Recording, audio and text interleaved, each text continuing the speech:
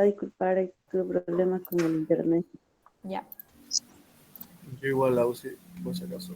Sí, ya los dos están anotados. ¿Se ven las diapositivas? Sí. Sí. Ya. Bueno, el día de hoy vamos a estar viendo lo que vienen a ser las infecciones respiratorias de las vías inferiores, es decir, todo lo que comprende de laringe para abajo.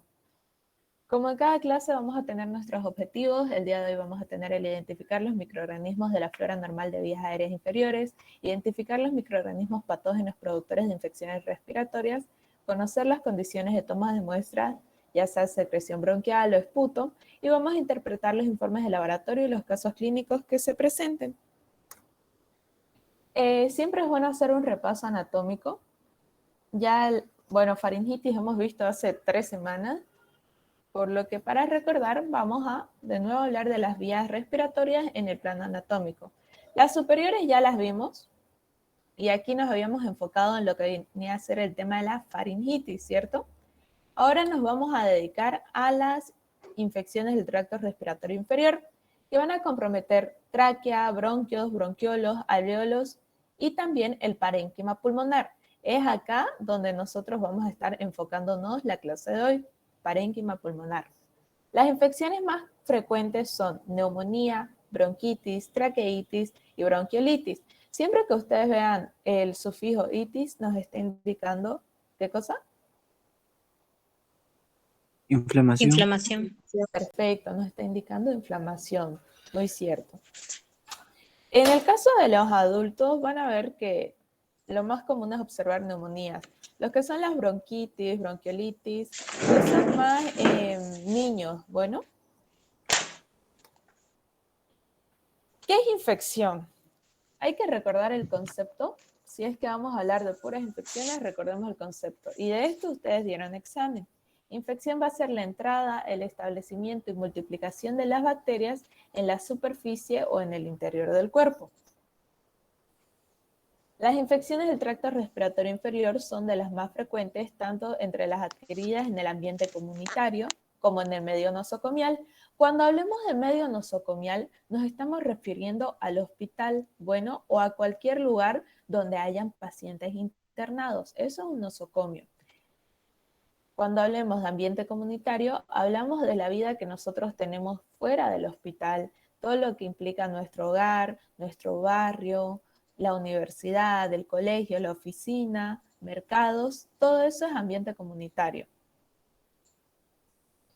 Aquí, ¿qué es lo que quise ponerles? Van a ver que las infecciones del ambiente comunitario suelen ser mucho más fáciles de tratar, porque por lo general en el ambiente comunitario vamos a tener personas relativamente sanas, empezando por ahí. Y segundo, vamos a tener bacterias que no suelen estar muy en contacto con antibióticos.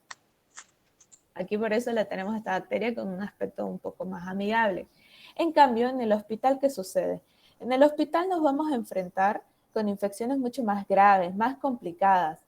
¿Por qué van a ser más graves y más complicadas? Es porque en el hospital vamos a tener personas que ya son inmunodeprimidas, que están enfermitas de hace mucho tiempo, están internadas, y no solo eso, sino que también van a estar en contacto con bacterias que ya saben cómo enfrentarse con antibióticos. Así que van a ser bacterias muy complejas, bacterias que nos van a causar verdaderos estragos y nos van a poner en situaciones en las que vamos a tener que hacer hasta lo imposible por ayudar a nuestro paciente. ¿Listo? Creo que no estoy grabando esta clase.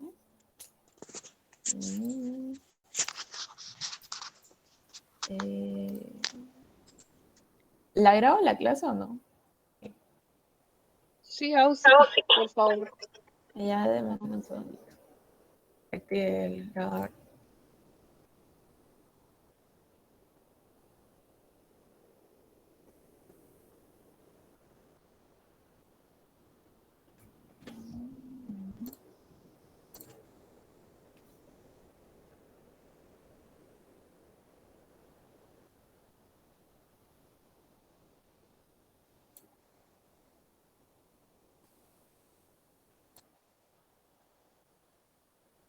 Se ven las diapositivas, ¿no? Sí, Auxi. Ya. Ya usé ese número. De acuerdo a la etiología de las infecciones, podemos clasificarlos según la clase de microorganismo y según su especificidad.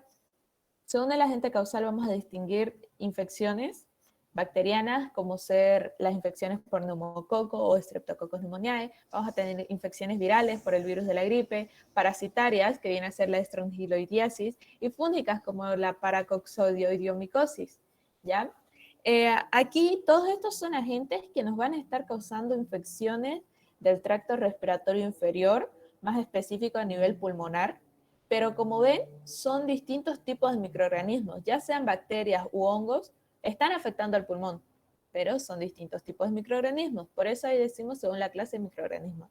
Ahora, según su especificidad, podemos clasificarlas en específicas e inespecíficas. ¿Cuáles son las específicas? Van a ser las infecciones causadas por un agente en particular. Es decir, solamente ese agente, solamente ese microorganismo causa estas infecciones, como ser la tos convulsa, también llamada tos ferina o coqueluche, que solamente es causada por la Bordetella pertussis, como ser la tuberculosis pulmonar, que solo es causada por el Mycobacterium tuberculosis, o también la difteria. La difteria respiratoria solamente va a ser causada por el Corynebacterium diphtheriae. Bueno, por eso decimos que son infecciones específicas, porque solamente un agente causa estos cuadros. Ahora, respecto a las infecciones inespecíficas, que estas son las más frecuentes, vamos a estar hablando de esos cuadros que pueden ser muchos agentes los que los causen. Por ejemplo, aquí tenemos la anterior clase hablamos de faringitis. Hoy día van a ver que las neumonías tienen mil agentes causales, ¿ya? Si bien tienen distintas manifestaciones clínicas, no dejan de ser neumonías y son causadas por distintos microorganismos. Acá lo que nosotros tenemos vienen a ser algunas tinciones. Aquí, por ejemplo, tenemos la tinción de Ziel-Nielsen en el caso de la tuberculosis. Si no me equivoco, esta de acá era la Bordetella pertussis. Una de estas dos, ya, pero bueno. Ahora, de acuerdo a la localización, que esto es lo que ya hablamos al inicio, tenemos infecciones respiratorias altas, como ser la faringitis, y bajas, como ser las neumonías.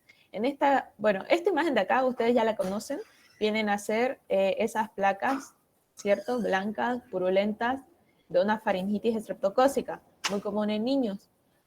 En cambio acá, a la derecha, tenemos una placa radiográfica de tórax, en la que podemos ver, ustedes siempre que vean una placa de tórax, lo negro que se ve es aire. ¿Y qué es lo que debe haber en un pulmón? Aire, ¿cierto? Entonces los pulmoncitos deberían verse así bien negritos. En cambio, si ven acá, en el pulmón derecho, ¿por qué les digo derecho? Y es porque la radiografía ustedes tienen que verla como un espejito, como si estuviera volcada, ¿ya? Entonces esto es izquierdo, pueden ver cómo está el corazoncito, y esto es pulmón derecho. En este pulmón, ustedes vean que aquí tenemos un proceso de condensación, donde aquí ya no hay aire, ¿cierto?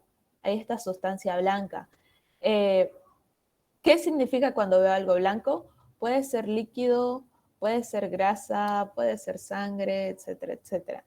Cuando ya ven algo así blanco muy brillante, como esto que tienen acá, son huesitos, ¿ya? Es el calcio que lo hace alumbrar. Pero esta de acá no es tan brillante. Aquí estaríamos viendo densidad líquido. Bueno, todo eso lo van a ir aprendiendo más que nada en tercero cuando lleguen a semiología.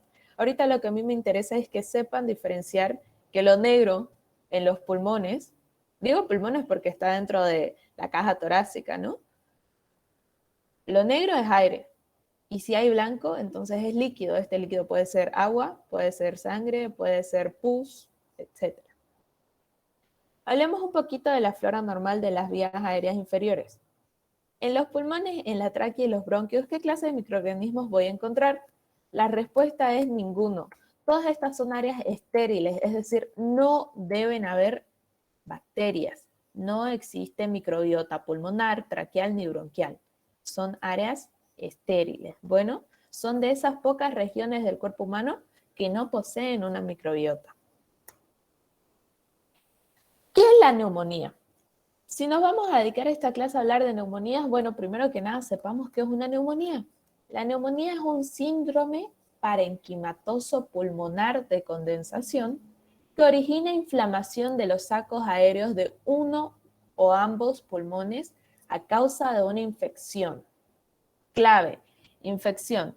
Hay procesos que nos van a causar inflamación en los pulmones también, pero no son infecciosos, ¿ya? Ahí estarían hablando de las neumonitis, pero acá la neumonía sí es un proceso infeccioso. ¿Qué es un síndrome? Un síndrome, ustedes ya saben, es conjunto de signos y síntomas, ¿cierto? Entonces el paciente va a tener tantos signos como puede ser fiebre, puede ser tos, como síntomas. Puede ser algún dolor en el tórax, puede ser sensación de ahogo. Cuando hablamos parenquimatoso, ¿a qué se refiere con parénquima? ¿Quién sabe responder?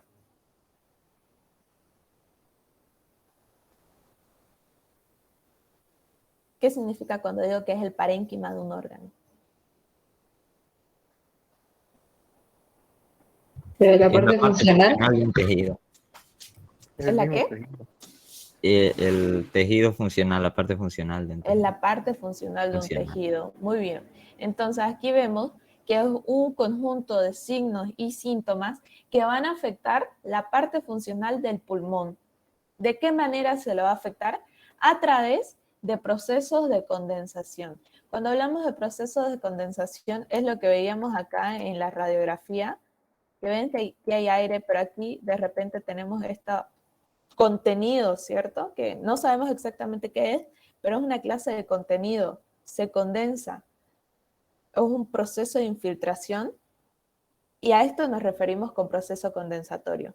Ustedes en una radiografía, esto fácilmente, sin decir, es una neumonía lobar, no, fácilmente pueden describirlo como proceso condensatorio, el lóbulo medio, pulmón derecho. Ya. Las neumonías pueden afectar tanto solamente a un pulmón como a ambos. Esto va a depender, uno, de la gravedad de la infección, del agente causal y también del estado inmunitario del paciente. ¿Cuál es la fisiopatología de las neumonías? Pucha, vamos a tardar hartísimo. Ya. Fisiopatología. Comienza primero que nada con la colonización de bacterias patógenas en tracto respiratorio superior. ¿Listo? Aquí sí existen bacterias, pero palabra clave, bacterias patógenas. Posterior, colonización de nasofaringe o conjuntiva de patógenos del canal del parto. Este es en el caso de los neonatos, van a ver que hay algunas neumonías que solo se van a dar en ellos, como por ejemplo la neumonía bilateral intersticial del lactante causada por la clamidia. ¿Listo? El primer caso es en los adultos, el segundo es en los neonatos. De qué va a depender la infección, tenemos factores propios del agente agresor, como el tamaño del inóculo y la virulencia. Es decir, qué cantidad de bacterias, de virus, de parásitos entran en este paciente. Y segundo, los factores propios del huésped, es decir, la persona. Puede ser indemnidad de mecanismos defensivos, estado nutricional, estado inmunológico. Es decir, si este paciente tiene, por ejemplo, ustedes sabían que la cavidad nasal cumple una función protectora, ¿cierto? A través de la presencia de lisocimas, de moco, de inmunoglobulina A. Todo eso evita que haya un paso de las bacterias a las vías respiratorias más inferiores. Si es que hay algún problema a este nivel, entonces ya estamos como con un factor de riesgo para adquirir alguna infección respiratoria.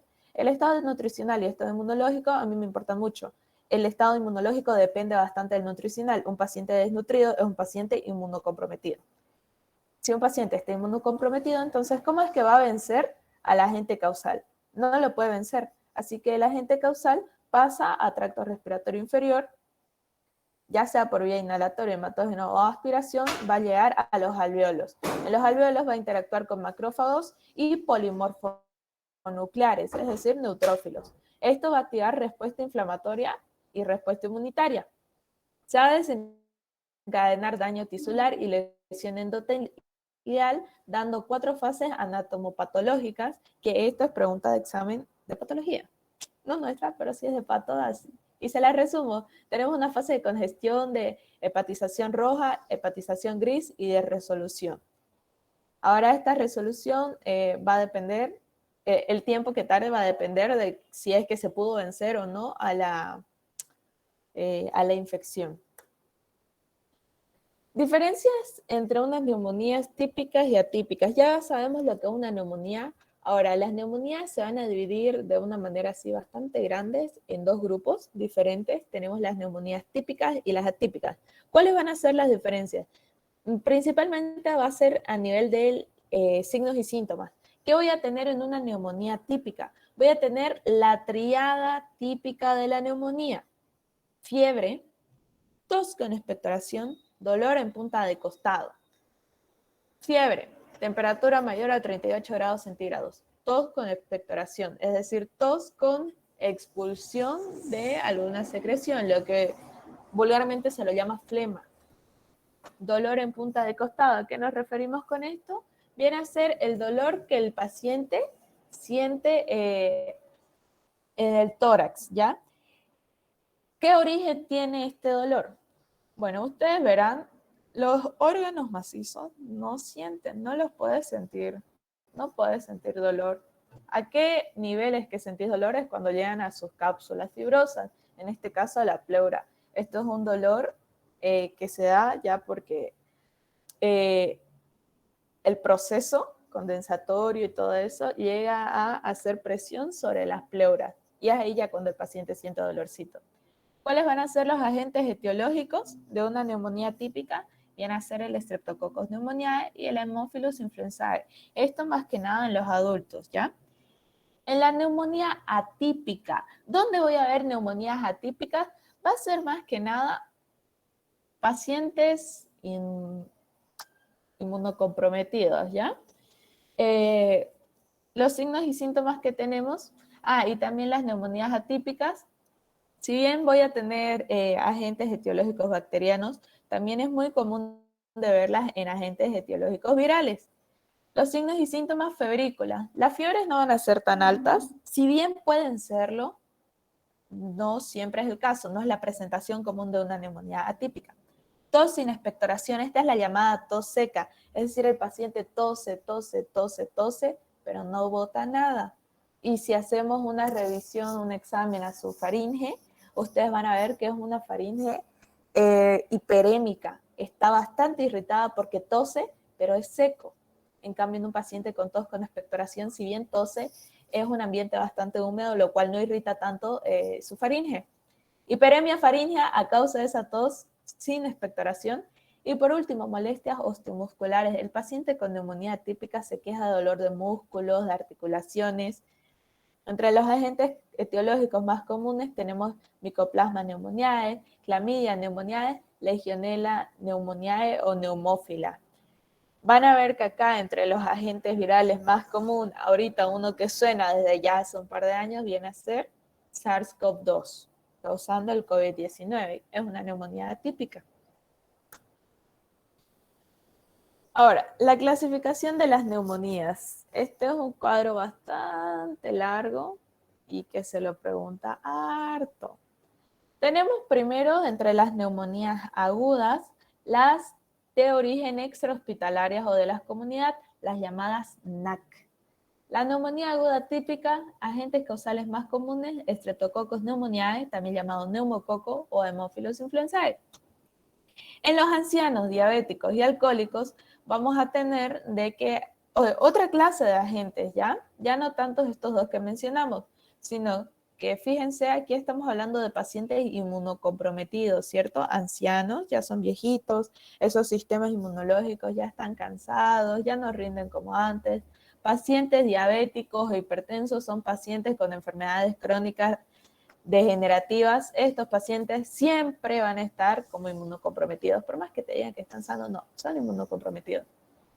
Y los alcohólicos que igual ya ese hígado está muy, muy comprometido, los riñones y otros hábitos de vida que van de la mano con el alcoholismo, igual son pacientes inmunocomprometidos. Todos pacientes con adicción es inmunocomprometido. Aquí vamos a ver una gran acción del Staphylococcus aureus, de la Klebsiella pneumoniae, de la Pseudomonas aeruginosa, Braxella catarrhalis, Candida, Aspergillus. En el caso de las neumonías agudas atípicas, Ya habíamos mencionado a la clamidia pneumoniae, Mycoplasma pneumoniae, Legionella pneumófila, a la leptospira, algunos virus como ser el de la influenza, el virus sincitial respiratorio, este bastante común en niños, el SARS-CoV-2. Luego vamos a hablar de las neumonías agudas intrahospitalarias o nosocomiales. Estas van a ser las que se darán dentro del hospital, dentro de un centro médico. Aquí más que nada me interesan los bacilos gram negativos, como la Klebsiella pneumoniae, el Acinetobacter y la Pseudomonas aeruginosa. Ustedes conocen muy bien que estos son especies bacterianas que tienen una gran resistencia a los antibióticos y tienen distintos mecanismos para adquirir esa resistencia. La Klebsiella pneumoniae es la productora de la KPC. ¿Se acuerdan de esa, no? De esa carbapenemasa. Es decir, hay cepas de Klebsiella pneumoniae que ni los carbapenems le causan efecto. Esto, ¿a qué se debe? Es porque como convive en un ambiente intrahospitalario, va a estar en contacto continuo con antibióticos, así que ya es como que les es indiferente que se aparezca un antibiótico, ella ya sabe cómo hacer el frente. También tenemos cocos gram positivos, como ser el Staphylococcus aureus, que esta igual es una bacteria que ustedes saben, es muy controversial a la hora de administrar tratamiento, ya que llega a ser resistente a múltiples tipos de antibióticos. ¿Qué es una neumonía aguda intrahospitalaria? Bueno, aquí les coloqué un conceptito. Van a ser todas aquellas neumonías que aparecen a partir de las primeras 48 horas de ingreso en un hospital o hasta 10 días después del alta. Entonces, si es que yo tengo un paciente que al momento de ingresarlo ya tenía tos y fiebre, ya no es neumonía intrahospitalaria. Si es un paciente que lo interné y a su cuarto día de internación noto que está comenzando con tos, con fiebre, ya es intrahospitalaria. Si es un paciente que hace una semana le di de alta y vuelve a consulta porque tiene tos, fiebre, molestias osteomusculares, es neumonía intrahospitalaria. Bueno, 48 horas desde ingreso hasta 10 días después del alta. En lo que se refiere a neumonías agudas intrahospitalarias, van a ver que cada centro de salud tiene como que su bacteria estrella que causa estas neumonías. Hay bacterias que van a ser las que causan estragos en el San Juan, otras en el japonés. Si no me equivoco, el Acinetobacter en el San Juan hace unos años causó muchos problemas. Y esta bacteria, me acuerdo que hicieron un estudio, la doctora Echeli hizo un estudio. Y se habían dado cuenta que donde se encontraba la bacteria era en los jaboncillos, en los jabones de manos. Así que ustedes saben, estas bacterias son muy resistentes, muy tenaces y estaban en los jaboncillos. O sea, cada vez que te lavabas las manos, te impregnabas las manos con bacterias y eso los llevabas a los pacientes. Fue muy interesante escuchar todo eso. Bueno, luego tenemos las neumonías crónicas, que aquí el principal va a ser la tuberculosis. Y luego tenemos algunas micosis pulmonares, como ser el Cryptococcus neoformans. Este Cryptococcus neoformans también va a ser causante de meningitis en pacientes con VIH, SIDA, en PBBS. Luego tenemos histoplasma, capsulatum, coccidioides y mitis, algunas especies de nocardia y actinomisis. Estos son honguitos. Neumonías aspirativas. Las neumonías por aspiración vienen a ser una infección pulmonar causada por inhalación de secreciones de la boca, el contenido del estómago o ambas cosas. ¿Cuándo es que se dan estas neumonías aspirativas? Ya sean extra o intrahospitalarias, los agentes etiológicos pertenecen a la flora aerobia y anaerobia del tubo digestivo. ¿Qué sucede? Estas neumonías aspirativas las vamos a ver en pacientes intubados, en pacientes que se los intubó mal, en personas borrachas que hayan perdido la conciencia, hayan vomitado y aspiran su vómito. Es en esos casos que nosotros observamos neumonías aspirativas. Va a ser cuando microbiota digestiva llega a los pulmones por algún motivo. Pues aquí vamos a ver Staphylococcus aureus, Streptococcus viridans, algunos bacilos gram negativos, Fusobacterium, Bacteroides y Peptostreptococcus. En los pacientes inmunocomprometidos vamos a ver neumonías por alteración de la inmunidad humoral y neutropenia. Cuando hablamos de inmunidad humoral estamos hablando de los anticuerpos. Bueno, aquí van a estar actuando el Streptococcus pneumoniae, Haemophilus influenzae, Moraxella catarrhalis y bacilos gram negativos como las enterobacterias fermentadoras y no fermentadoras. También el Staphylococcus aureus. Ahora, en la alteración de la inmunidad celular, trasplantados o infección por VIH, cuando hablamos de inmunidad celular ya estamos hablando de que hay un número bajo de linfocitos, ¿ya? Ustedes saben que el VIH destruye a los linfocitos, los hace bolsa. Aquí vamos a ver actuación de micobacterias, como ser la tuberculosis. Paciente que tiene VIH es paciente con tuberculosis, van de la mano. Algunos hongos, algunos parásitos, como ser el Pneumocystis jirovecii, causante de neumonías en pacientes VIH-Sida. No se olviden. Y también el Strongyloides stercoralis. Los que están, no sé si alguno está con ortiz en parásito, siempre mete un caso clínico de esto en su segundo parcial. Y también los virus. En general, paciente con VIH es como que cualquier cosa le puede dar, pero más que nada tuberculosis y Pneumocystis jirovecii. Ahora aquí hay un resumen de cuáles son los agentes más etiológicos más comunes y cuáles son los factores de riesgo para que haya una infección por estos agentes. Se los voy a dejar como tarea que lo lean por cuestiones de tiempo. Aquí tenemos un gráfico que nos estaría representando qué es lo que sucede en una neumonía a nivel alveolar. Van a ver que el alveolo normalmente se encuentra así, lleno de aire, no hay contenido líquido, pero sucede que cuando hay una neumonía vamos a ver una inflamación en la pared alveolar y el espacio alveolar se va a llenar de fluidos, de pus, y esto contiene bacterias, puede contener algunos eritrocitos también por el daño que hay al alveolo. Y ustedes pueden ver que todo esto de acá se llena de líquido. Si bien todavía hay un poquito de aire, va a estar llenito de líquido. Y esto va a causar una gran... En una radiografía, esto de acá, este suceso, se lo identifica como el broncograma aéreo. ¿Ya? Vamos a hablar de eso en un ratito. Vamos con los casos clínicos. Nuestro primer caso clínico nos habla de un varón de 44 años, es obeso, ex adicto a drogas vía inhalatoria desde hace 10 años y ex alcohólico. Muy importante, todo esto anótenlo en lo que se refiere a epidemiología del paciente. Me interesa mucho de que ex adicto a drogas vía inhalatoria, ¿ok? Y ex alcohólico. Reside desde hace un año en un centro de rehabilitación. Acude a urgencias por clínica de 3 días de evolución de intensa tos con expectoración purulenta.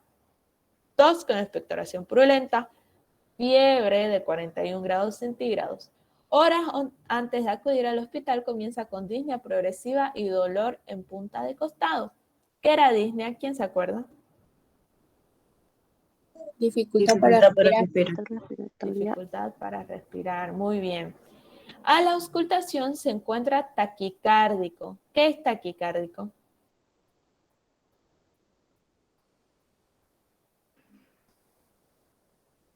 Es cuando el pulso está arriba de los valores normales. Ya.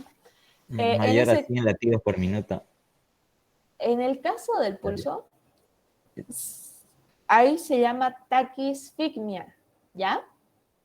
Taqui es rápido, brady es lento. Taqui rápido, brady lento. Taqui, ya rápido. ¿Quién va rápido? Cárdico, el corazón. Taquicárdico es que el corazón está yendo a una frecuencia mayor a los rangos normales. Aquí su compañero dijo 100 latidos por minuto, correcto. El rango normal del latido cardíaco viene a ser de 60 a 100 latidos por minuto. Eso es lo normal. Cuando hablamos de pulso, si bien se manejan los mismos valores, el nombre es taquisfigmia, ¿ya?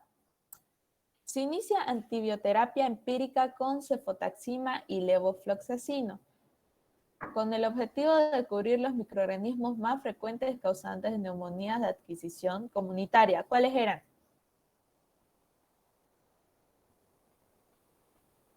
A ver, eran Streptococcus pneumoniae y ¿cuál era el otro?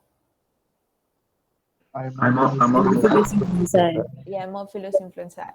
Nuestro Streptococcus pneumoniae es un coco gram positivo. Aquí nos está dando una cefotaxima y una levofloxacina. Cefotaxima, ¿a qué familia de antibióticos pertenece? Cefalosporina de tercera generación. ¿Ya? Y las cefalosporinas son muy útiles contra los cocos gram positivos, ¿cierto? Y la levofloxacina.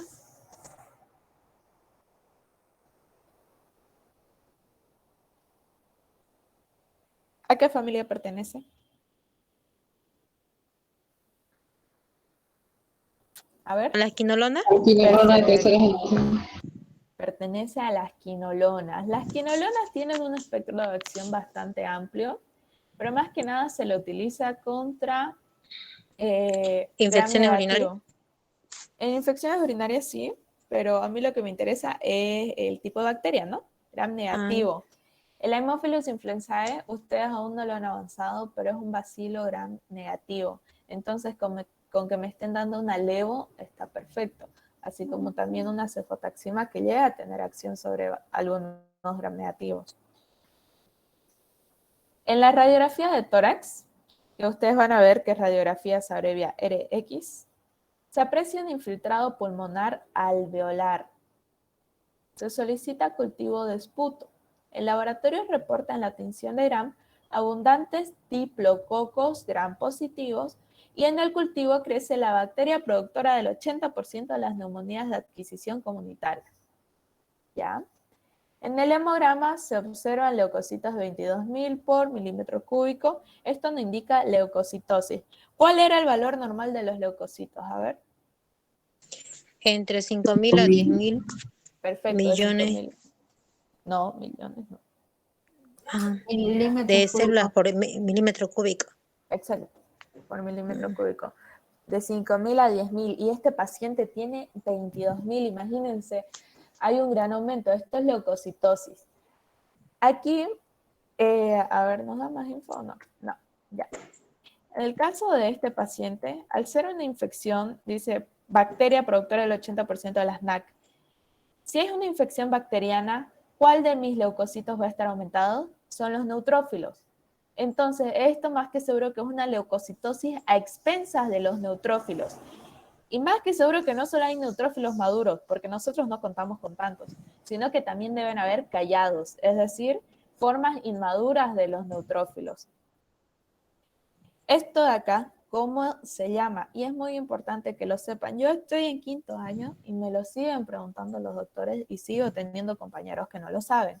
Y yo no quiero que ustedes sean de esos chicos que no saben estos conceptitos básicos.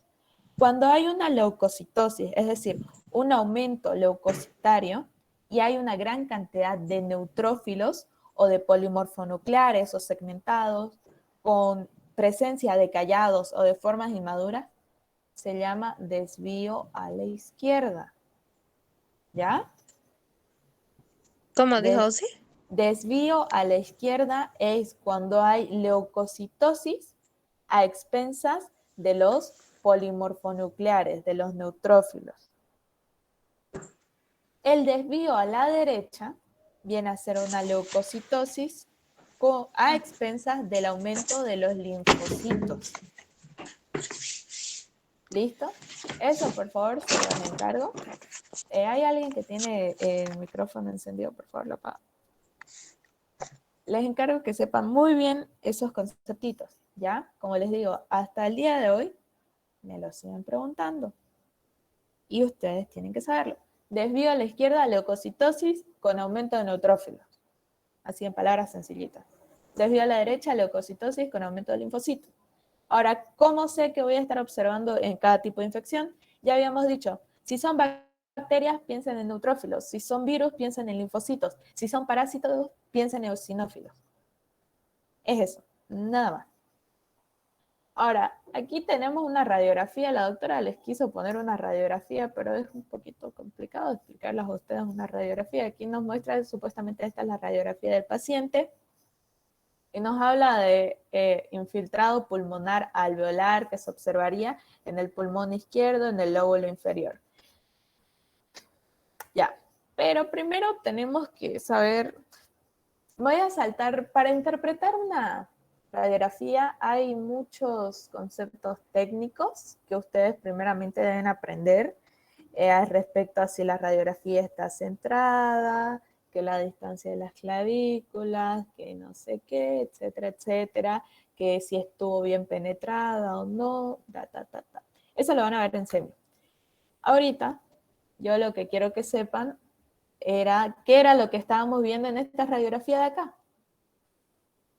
Primero hay que hacer un repaso un poco de anatomía pulmonar. El pulmón derecho tenemos 3 lóbulos, superior, medio e inferior.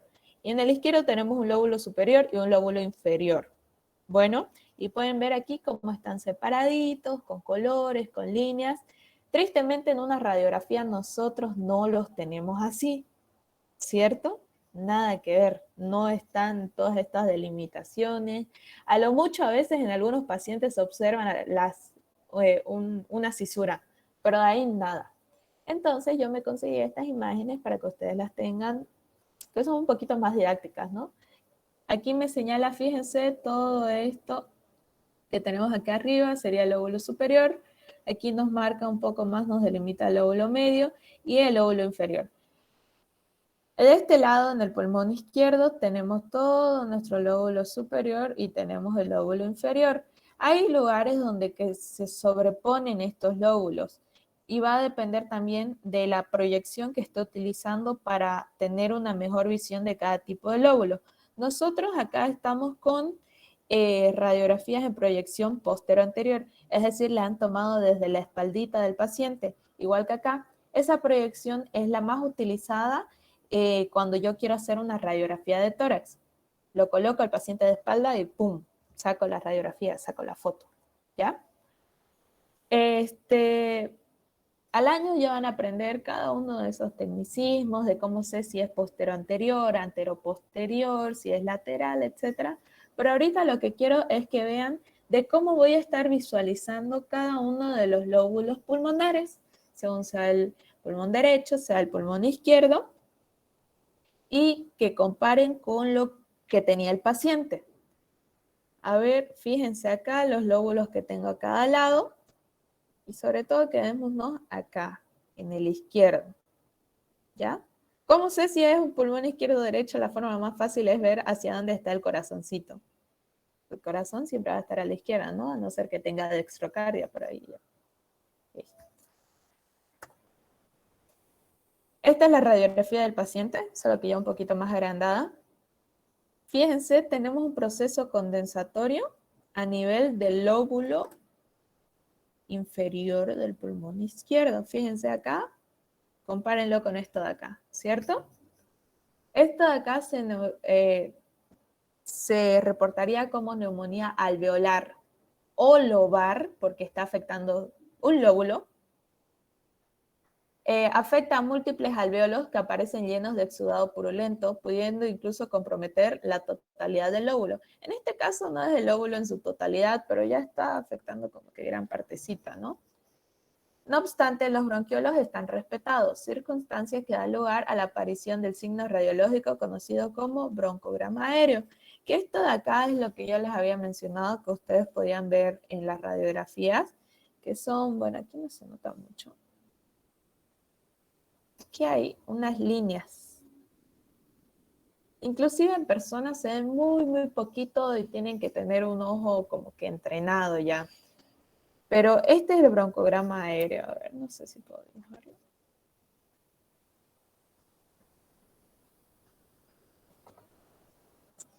Estas líneas que ven acá por encima de donde yo estoy dibujando,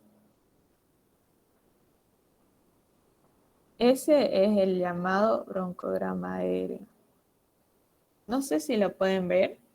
Ya van a ir aprendiendo en semio, pero quería mostrárselos porque hay veces que ni en semio se los muestran y es como que quedan con eso pendiente y no quiero que queden con cositas pendientes. ¿Ya?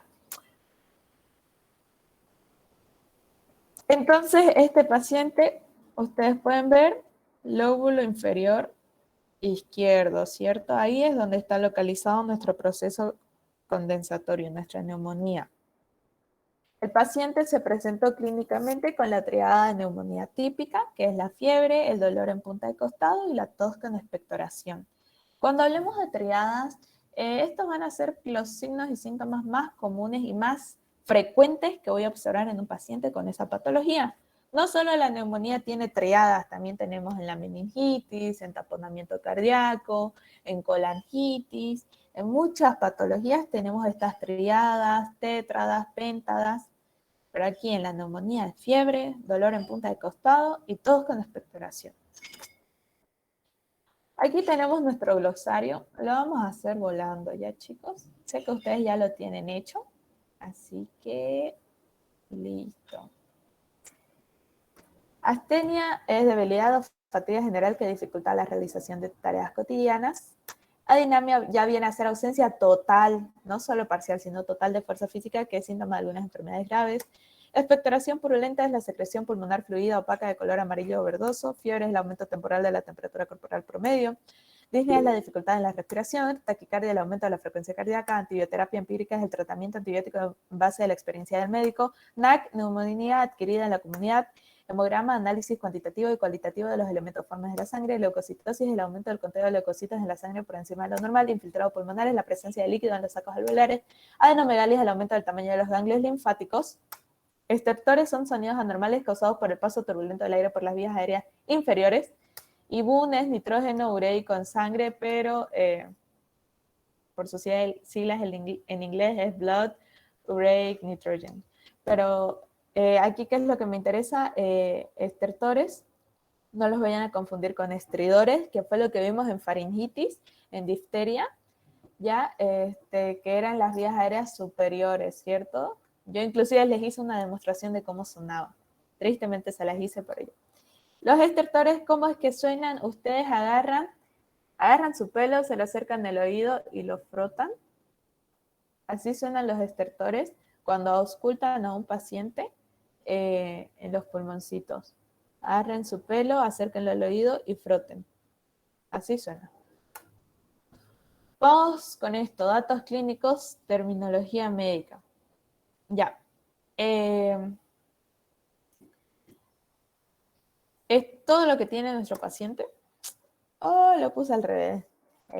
Ya. De modo. Los datos clínicos, tos con expectoración purulenta, fiebre de 42 grados centígrados, disnea progresiva, dolor en punta de costado, infiltrado pulmonar, alveolar y taquicardia. Los datos de laboratorio, habíamos hablado de que tenía una leucocitosis de 22.000 leucocitos por milímetro cúbico. En la tinción de Gram se observaban diplococos Gram positivos.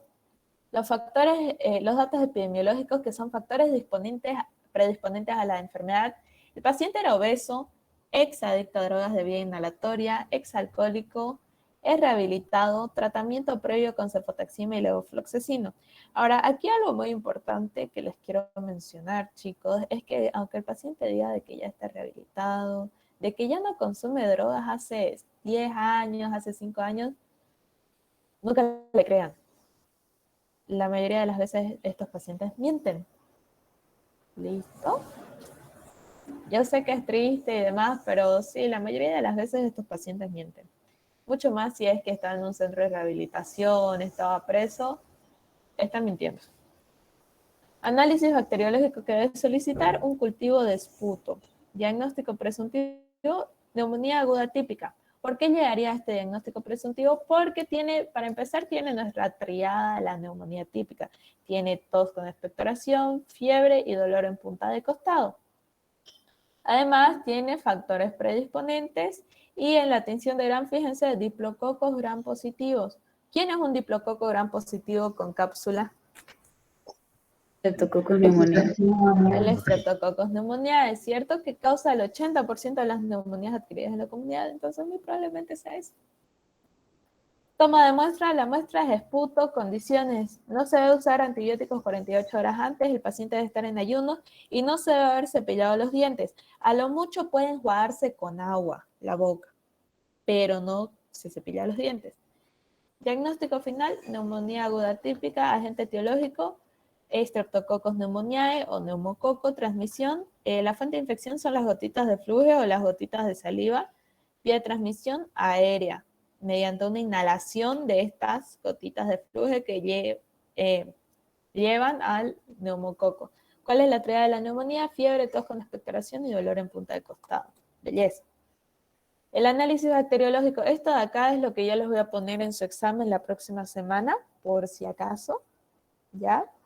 Les voy a dar un casito clínico y ustedes van a tener que rellenar esto, porque ya todo esto lo vimos en teoría y lo vimos en laboratorio. En este caso, muestra del paciente esputo, examen solicitado, cultivo de esputo. Examen directo, leucocitos 30 por campo microscópico. Entonces hay un gran indicio de infección. Eritrocitos menos de 5 por campo microscópico, células epiteliales escasas, la muestra estuvo bien tomada. Tinción de Gram, diplococos Gram positivos, en Ciel-Nielsen no se observaron VAR, el germen aislado fue un Streptococcus pneumoniae. Antibiograma, sensible a cefalosporinas, quinolonas, macrólidos, resistente a aminoglucósidos. Okay. Caso clínico 2. Varón de 19 años de edad, universitario, negó tabaquismo y toxicomanías. Inició su padecimiento 3 días previos a la consulta con fiebre de 38,9 grados centígrados. Accesos de tos seca, hiporexia, es decir, tiene una disminución en el apetito. Leves molestias osteomusculares y fatiga. Cuando un paciente describe fatiga, esta fatiga puede ser astenia, como puede ser sensación de ahogo, que le falta el aire.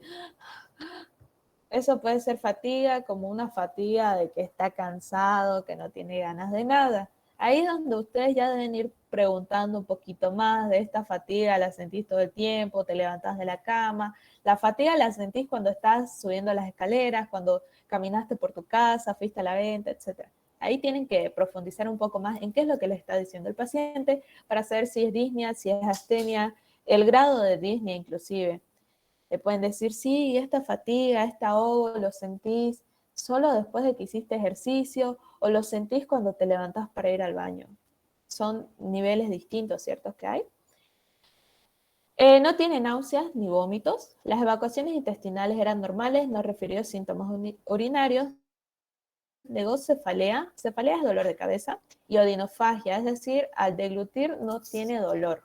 Se automedicó con paracetamol. A la exploración física se observó temperatura de 38,3 grados centígrados, frecuencia cardíaca 119 por minuto. ¿Está alta o está baja? Alta. Está alta. Lo normal es hasta 100, ¿no? Aquí tenemos 119 por minuto. Pero, ¿qué es lo que me interesa acá? Temperatura de 38,3 grados centígrados. Ustedes van a ver que por grado de temperatura he aumentado. Sí, creo que es por grado. Uno aumenta hasta más de 10 latidos por minuto. Si un paciente tiene fiebre, siempre va a estar taquicárdico. Si un paciente está con fiebre y taquicárdico, mi frecuencia respiratoria va a estar aumentada. Aquí se encuentra aún dentro de los parámetros normales, ¿sí? Los parámetros normales en frecuencia respiratoria, depende de la bibliografía que lean, pero lo que manejamos usualmente acá es de 12 a 20. Hay libros, por ejemplo, semiología de Argente te dice que hasta 24 es lo normal, pero ahí ya está demasiado alto, como, al menos para mi gusto y para el gusto de las personas que a mí me enseñaron. De 12 a 20 es lo normal. Ya estás en 18, ya está un poquito como que en el rango alto. Presión arterial 123/73, ¿está normal o está alterado?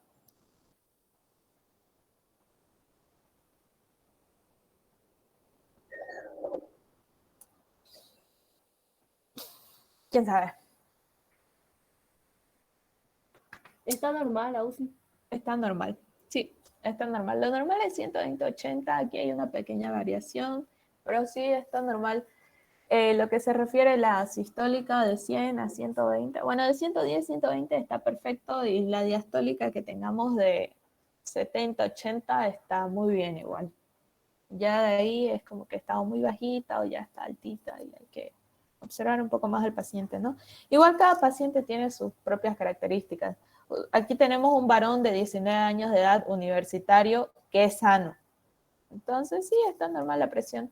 Si es que estuviéramos hablando de una adolescente, mujer, de 15 años, que es bien delgadita, pucha esa presión arterial. Para ella no, lo normal sería que esté en 110, pongamos. Y tampoco hay que asustarnos, sino que para ella es lo normal. Pero aquí dato, peso corporal 47.5 kilogramos. Este es un paciente súper desnutrido. El paciente estaba consciente, tranquilo, tenía hiperemia faríngea sin secreciones. Esta hiperemia faríngea, ¿por qué creen? Accesos de tos seca, entonces está irritada la mucosa faríngea. No se observaron adenomegalias en ninguna zona. Los campos pulmonares sin estertores, sibilancias o datos de sospecha de condensación pulmonar. En el caso, ¿qué son las sibilancias? Las sibilancias es como un pitido, un silbido que van a escuchar más que nada en asma, por ejemplo, ¿ya? Que ocurre cuando la vía aérea como que disminuye su diámetro. Se estableció el diagnóstico de faringitis, se inició tratamiento con antibiótico betalactámico, amoxicilina de 850 miligramos cada 12 horas vía oral. Después de 72 horas de tratamiento ante la falta de respuesta al mismo, persistencia de excesos de tos no productiva y fiebre, se solicitaron estudios paraclínicos y radiografía posteroanterior de tórax, o PA de tórax. Así es como más comúnmente lo van a ver. En este caso establecieron faringitis porque en la auscultación no estaban escuchando nada que me indique condensación pulmonar, pero también tengo que ver de que este es un paciente con toda la signosintomatología de una neumonía atípica. Así que una condensación lobar como tal va a ser más rara. Estos van a ser infiltrados más difusos, ¿ya? El resultado del laboratorio nos da hemograma con hemoglobina de 16,3 gramos de decilitro. Está perfecto. Hematocrito de 47. Esto está un poquito alto. En un hombre adulto de 35 o 45 está bien, 47 ya está como que un poco altito. Leucocitos de 6.590. Lo normal es de 5.000 a 10.000, pero ojo, es un paciente desnutrido, este es un paciente inmunocomprometido, así que aunque no haya leucocitosis como tal, démonos cuenta las condiciones del paciente, ¿ya? Y mucho más aquí que me declaran neutrófilos segmentados al 71%. ¿Cuál es el rango normal de la composición leucocitaria respecto a neutrófilos? 55 a 65 o de 60 a 70, yo sé. De 55 a 65, perfecto. Aquí está en 71%. Esto es lo que yo les mencionaba del desvío a la izquierda. Los neutrófilos están aumentados. Si bien no hay leucocitosis como tal, pero el paciente es desnutrido, si no hay leucocitosis como tal, sigue habiendo un desvío a la izquierda, porque el porcentaje de neutrófilos está aumentado.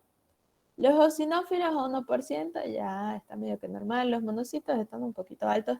Linfocitos, que están en 22%, sí, están normal, pero estos neutrófilos me están indicando una infección aguda fuerte. Plaquetas 281.000. ¿Están bien o no están bien? Está bien, está entre los rangos de referencia. Perfecto. Examen general de orina normal. Muy bien. Datos clínicos, terminología médica, todo lo que tiene el paciente respecto a clínica. Todo lo que tienen que anotar, inclusive hasta su peso. Datos del laboratorio, todo lo que se declaró lo deben anotar. Ya a ver cuánto tiempo nos queda. No, hay que volar. Datos epidemiológicos, tenemos varón de 19 años, bajo peso, etcétera, etcétera, etcétera. Listo. Diagnóstico presuntivo faringitis. Porque la faringitis, ya habíamos dicho, no escuchaba nada, estaba con la faringe hiperémica, etcétera, etcétera. Pero el paciente, claro que no mejoró, le dieron un tratamiento dirigido a una faringitis que dirigido a una neumonía. Con base en el cuadro clínico y su evolución, además de los hallazgos de laboratorios y radiológicos que mostraron zona de infiltrado basal izquierdo, se estableció el diagnóstico de neumonía atípica y se cambió el esquema antibiótico a moxifloxacino 400 miligramos cada 24 horas, con respuesta clínica satisfactoria a las 48 horas, con tratamiento de duración de 10 días y alivio total de cuadro clínico. ¿Ya? ¿Vieron acá? Ya atrás de la radiografía son de infiltrado basal izquierdo.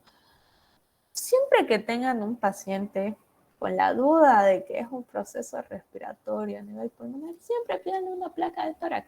No pierden nada. Aunque no nos muestre nada, ya salieron de la duda. Ahora les pregunto, ¿por qué el paciente no respondió al tratamiento con el antibiótico beta-lactámico amoxicilina? Es una neumonía atípica. ¿Quiénes me producían neumonía atípica? Lo dijimos al inicio. Teníamos micoplasma, teníamos clamidia y legionela. Haemophilus influenzae. No, eso es típica. Yo Ah, hablo de las atípicas. Pseudomonas aeruginosa. No, eso, legionela neumófila, micoplasma neumoniae, clamidia neumoniae. De estos tres agentes, el más común causante de neumonías atípicas viene a ser el micoplasma neumoniae, ¿ya? Y este micoplasma igual tiene una predilección por pacientes inmunodeprimidos, inmunocomprometidos. En este caso es un paciente desnutrido, tiene 19 años y pesa 47 kilos. ¿Ustedes piensan que él está en un buen estado inmunológico? No lo está. Entonces, si el micoplasma neumonía es nuestro agente número 1 en neumonías atípicas, ¿por qué creen ustedes, inclusive la clamidia, por qué creen que no respondió al tratamiento con un betalactámico?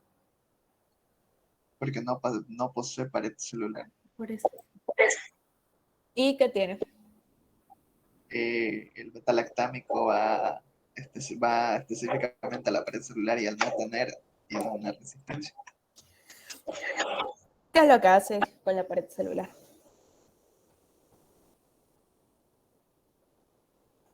A ver, en tus Inhibe palabras. la síntesis de la pared celular, es así como actúa un betalactámico. Ya inhibe la síntesis de la pared celular, así como también destruye la pared que ya está establecida, ¿no?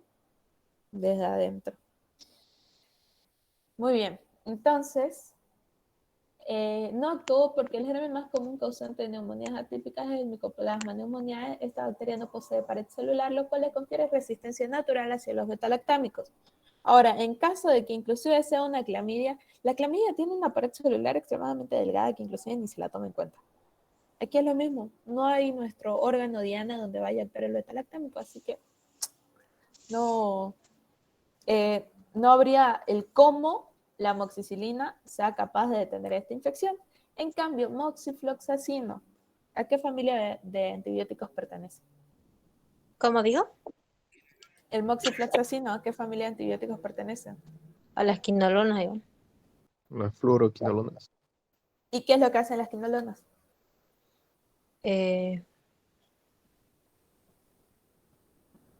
Actúan a nivel de síntesis del núcleo. cromosómico, sí, ya. A nivel cromosómico, muy bien. Todas las bacterias poseen cromosoma bacteriano, ¿cierto? Entonces, aquí una quinolona, claro que me va a ser útil contra un micoplasma, contra una clamidia. Está muy bien.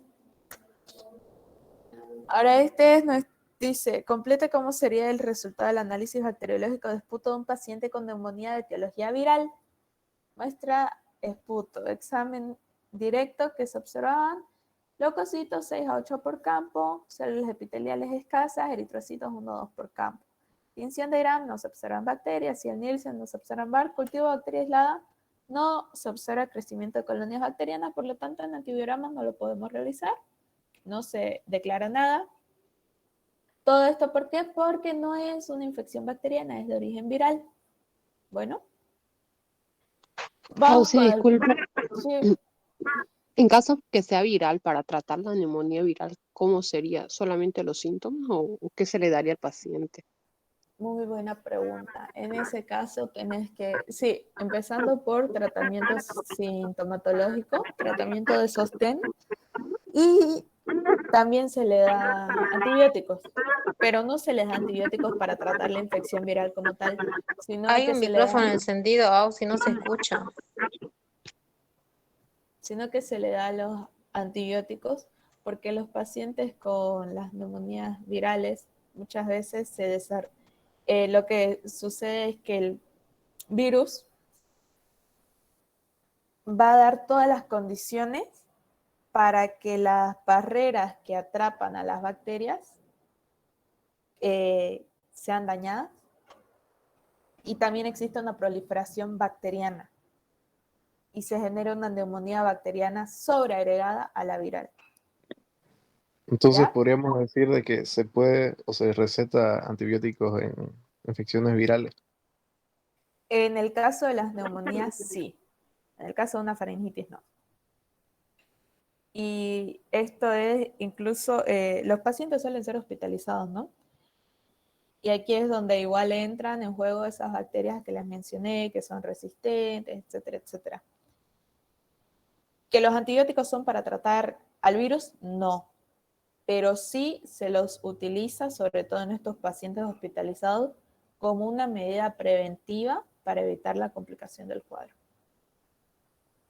Entonces se les daría como broncodilatador, antitusivo, Sí. antialérgico, en esos casos. Bueno, antialérgicos, no tanto. Los antitusivos, hay mucha controversia respecto al uso de antitusivos. No se suelen dar antitusivos, los que dan son expectorantes, ¿no? Broncodilatadores, en las neumonías no hay una broncoconstricción como tal, que sí ayudarían quizás, tampoco, ¿no? Pero se realizan las nebulizaciones, se les da antiinflamatorios, todo eso. Auxi, una Ahora, pregunta. sí, En mujeres embarazadas, es decir, cuando, por decir, tuviesen dolor de garganta, o sea, les duele, digamos, al ingerir alimento, ya. ¿qué se le podría dar en mujeres embarazadas? Una mujer embarazada que le duele al ingerir alimentos o que siente Sí, todo el rato esa sensación de que molestia. tiene resfrío y dolor de garganta. Ah, ya tiene resfrío, dolor de garganta. Sí. Ahí se lo puede tratar como un resfriado común, no hay ningún problema. ¿No hay ningún efecto adverso de los medicamentos? Con que ¿O no qué le medicamento se le puede dar? como te digo, como un resfrío común lo puedes tratar. No se le suele dar antibióticos tampoco porque es un resfrío común. Y todo lo de siempre, ¿no? De evitar bebidas muy frías, que tome Y para el dolor de tecito, mucha. garganta, Para el dolor de eh, garganta igual lo de siempre, te suelen dar el elidol, las vagosiletas, eso igual sirve para una embarazada. ya. Y que tome harta agua, que Ya, o estén sea, bien hidratados. Ustedes siempre que tengan un paciente con un cuadro respiratorio, asegúrense que siempre esté bien hidratado. ¿Por qué es esto? Un paciente con cuadro respiratorio muchas veces puede desarrollar tos. Ahora esta tos nosotros lo que queremos es que siempre se mantenga como una tos húmeda. Y también sepan que el agua es el mejor expectorante que hay. ¿Ya? No hay mejor expectorante que el agua. Pregunta de examen de farmacología, por si acaso. Les iba a mencionar, con respecto a las neumonías virales ya bastante graves, hay una nueva generación de fármacos que se ha comenzado a utilizar más que nada por el COVID. Todos los que terminaban en, ¿cómo? En LAM. Ah, son inhibidores de leucotrienos, si no me equivoco. Ah,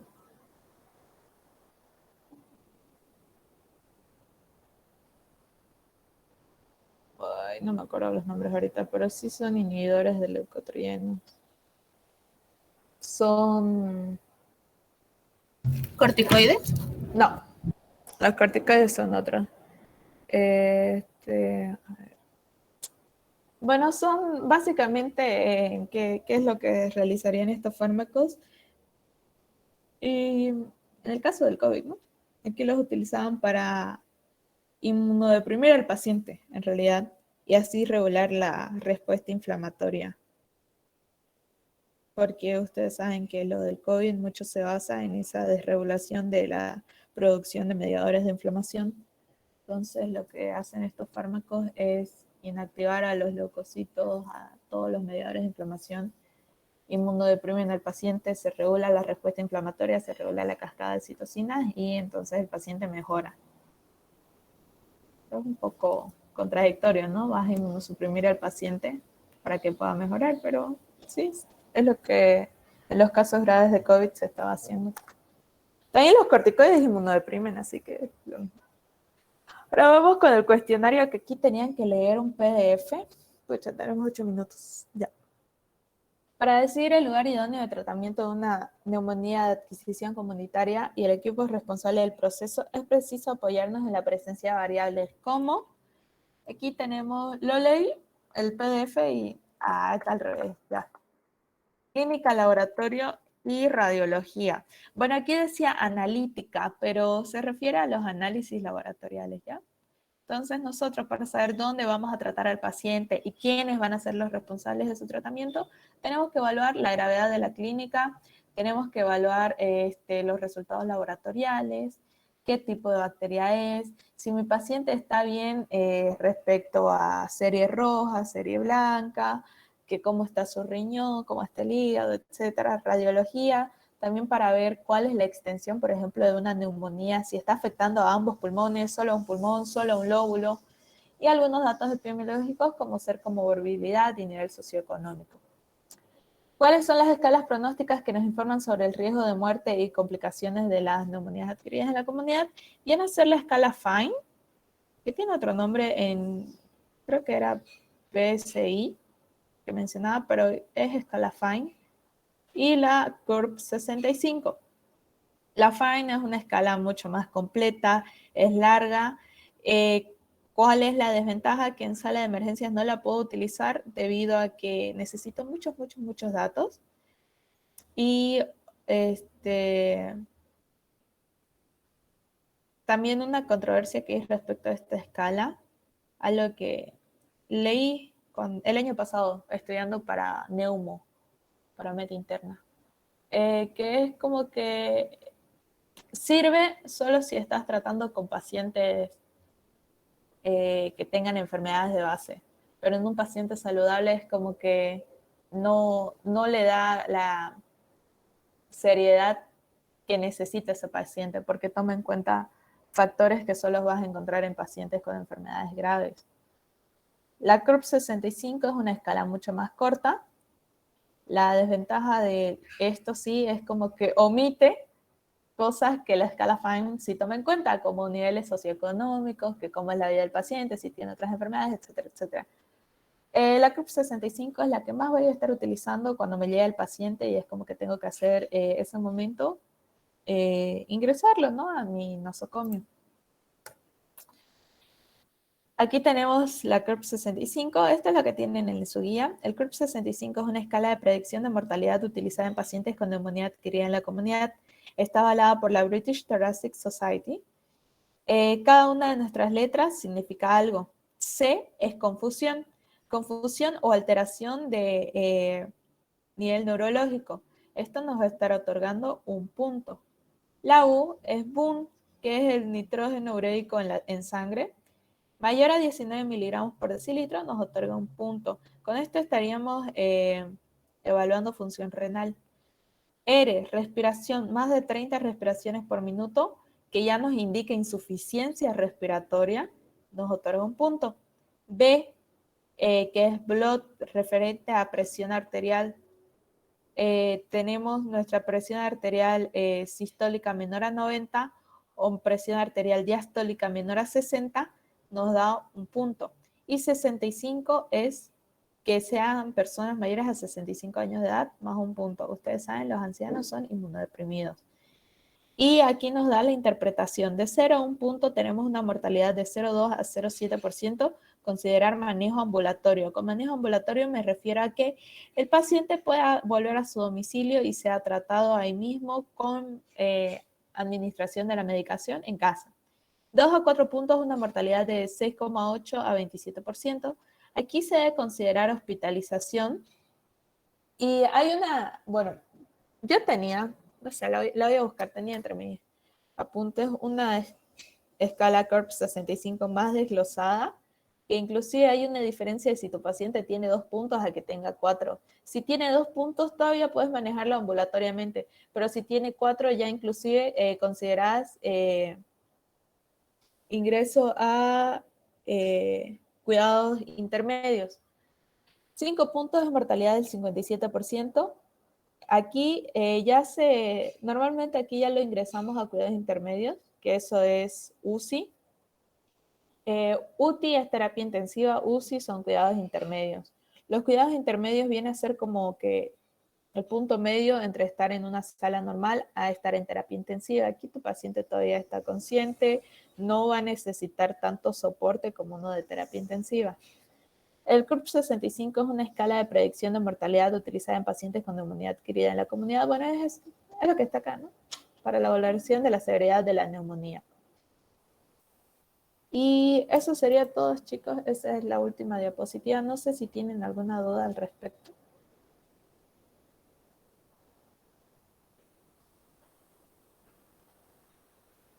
Algo que quieran desglosar un poquito más.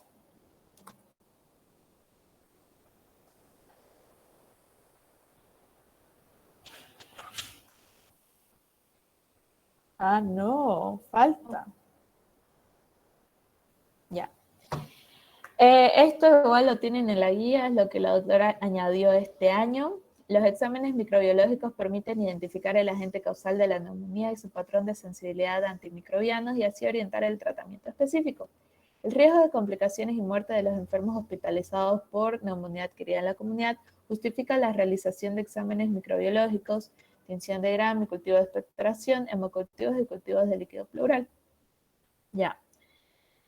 Se recomienda obtener muestras de suero pareadas para la búsqueda de patógenos atípicos como ser Mycoplasma pneumoniae, Clamidia pneumoniae y una muestra de orina para la detección de Legionella pneumófila en todos los pacientes con NAC graves admitidos a la UCI en aquellos que no responden a agentes beta-lactámicos. Normalmente a un paciente con neumonía nosotros, o sea, ya se los estoy planteando desde qué es lo que pasa en la vida real. No se le realiza antibiograma ni nada. Tenés un paciente con neumonía y cada hospital tiene su esquema de tratamiento según las características de cada paciente.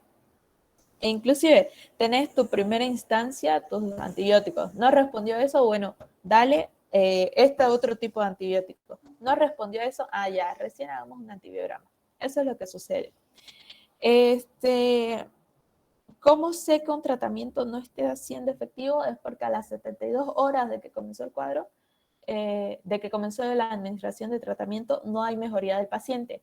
Ahí sí o sí ya debo cambiar mis opciones. A pesar de que un paciente haya adquirido la neumonía en la comunidad y no sea un paciente con neumonía intrahospitalaria, aún así sí hay riesgo de complicaciones y de muertes en estos pacientes, ¿ya? Lo ideal sería que a todos les realicemos los exámenes microbiológicos, pero como les digo, eso no es lo que sucede. Normalmente hay instancias que se siguen y recién a lo último se procede a realizar un examen microbiológico, un antibiograma. ¿Qué es lo que sucede con los patógenos atípicos? Es que estos no van a crecer en nuestro análisis bacteriológico común. Estos más que nada los voy a encontrar a través de anticuerpos. Por eso hice muestras de sueros pareadas para las búsquedas pareadas. ¿Con qué? Con los análisis microbiológicos. Las muestras de suero porque va a ser en el suero sanguíneo que voy a encontrar las inmunoglobulinas, los anticuerpos.